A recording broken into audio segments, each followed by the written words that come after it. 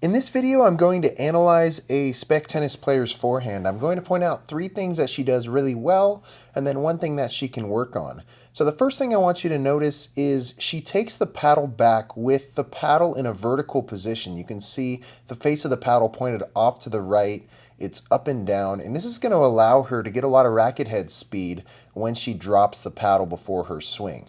The second thing I want you to notice is her non-hitting hand is on the paddle as it goes back. And this is really important because it helps her turn her shoulders properly. So that front shoulder, that left shoulder gets turned as a result of her taking the paddle back with both hands on it. From this vertical position, notice that the paddle drops and now the face of the paddle is pointed at the ground. And so it goes from this closed position and it squares up at contact, meaning that it's pretty parallel to the net when she's making contact with the ball. Another thing that can be helpful for players is notice that she catches the paddle with her non-hitting hand. And this can be helpful especially for those players that hug themselves and don't move their non-hitting hand out of the way when they swing. Now, the one thing that I'd like to see this player work on is using her legs more to generate power from the ground. So now I'm going to step on the court and show you a few of these things.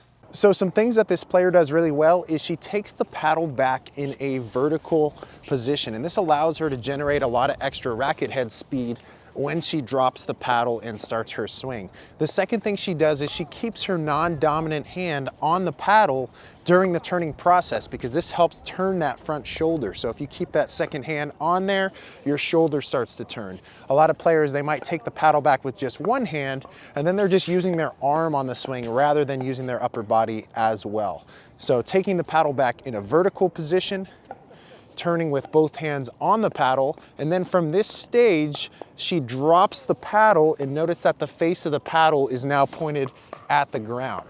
And so this is good because then when she comes into contact, she's generating a little bit more upward motion into contact to get that paddle pretty much parallel to the net. Now, the one tip that I have for this player is she could generate a lot more power from her legs as well. And so you notice on her swing, she's not very bent, she's not getting taller as she's hitting. So what I'd like to see is when she pushes into the ground for that final step, she's sitting, and then as she starts her swing, she's lifting.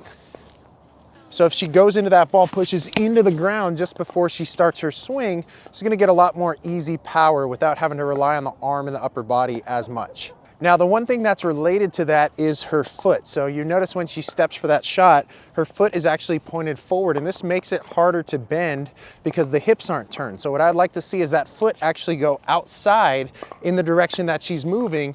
That way her hips can turn and she can bend properly and then lift up out of the shot. So if she tries from here, it's hard to bend. But if she turns this foot outside just a little bit, now it's easy to sit and lift. So just adding that one component is going to make a huge difference on her forehand. She already does a good job turning with the paddle vertical, turning with both hands on there, dropping into a closed position. Now, if she just adds that final component of sitting and lifting, she's going to have a much better forehand.